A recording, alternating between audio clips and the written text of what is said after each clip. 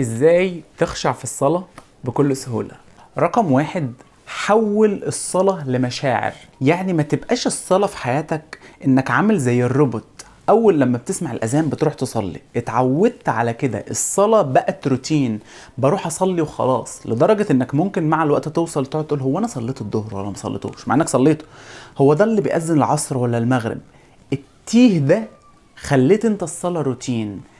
اللي عايزه منك انك تحولها لمشاعر. يعني لما تيجي ميعاد الصلاه قول ياه انا ربنا وحشني قوي قوي قوي، ياه اخيرا لقيت الحد اللي يهتم بيا، اللي اتكلم معاه يفهمه ويفهمني، اخيرا هروح اتكلم مع ربنا وادعيه عشان يستجيب لي بالحاجه اللي انا نفسي فيها.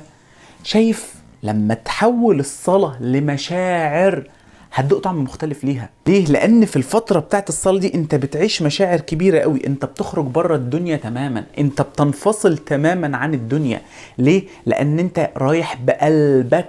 شوف كده لما تكون رايح بتقابل حد انت بتحبه، تبقى عمال بتعد الثواني وبتعد الوقت وبتعد الايام علشان تقابل الشخص اللي انت بتحبه ده. ما بالك بقى لما انت تكون رايح تقابل ربنا اللي هيديك كل حاجة انت عايزها، اللي هيستجيب لك دعواتك، اللي هيريحك نفسيا من المشاكل اللي انت عايش فيها دلوقتي دي. رقم 2، لازم تكون فاهم معاني الآيات اللي انت بتقرأها. ما ينفعش إلى الآن ما تكونش فاهم يعني ايه الحمد لله رب العالمين. مين هم العالمين دول؟ الرحمن الرحيم. ما انتش عارف الفرق ما بين اسم الله الرحمن واسم الله الرحيم، ما انتش عارف الفرق ما بينهم. مالك يوم الدين. طب يوم الدين ده يوم القيامة ولا الايام اللي احنا عايشينها دلوقتي دي، ولا انهي ايام؟ ما انتش فاهم. ده اللي ما بيخلكش تخشع في الصلاة.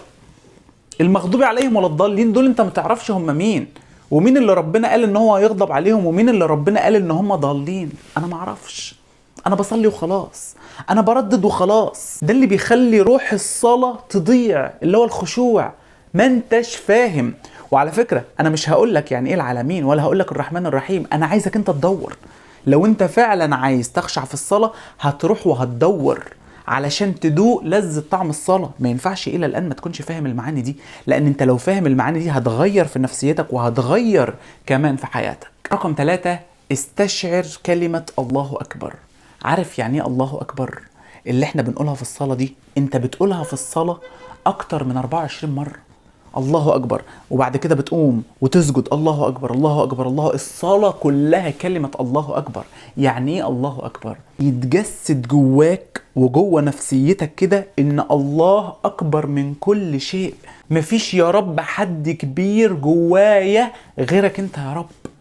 ما ينفعش تروح الصلاة وانت في حاجة أكبر من ربنا جوه قلبك. ما ينفعش ربنا يطلع على قلبك، يبص في قلبك يلاقي العربية اللي نفسك تجيبها هي الكبيرة في قلبك، الفلوس هي الكبيرة في قلبك، الشهرة هي الكبيرة في قلبك، الجواز هو الكبير في قلبك. كل ده الكبير في قلبك وانت رايح تقول له الله أكبر. ازاي؟ ربنا بيطلع على قلبك في الوقت ده.